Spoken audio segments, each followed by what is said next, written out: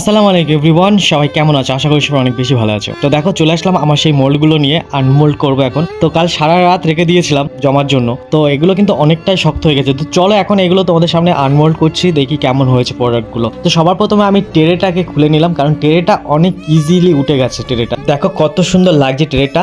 আর এইভাবে আমি কিন্তু বাকি সব মোল্ডগুলো আনমোল্ড করে নেব। আর এই জিনিসগুলো আমার ভীষণ ভালো লাগে। তো তোমাদের কেমন লাগে অবশ্যই জানিও। আমার অনেক দিনের ইচ্ছা ছিল জিপসাম দিয়ে কাজ করা।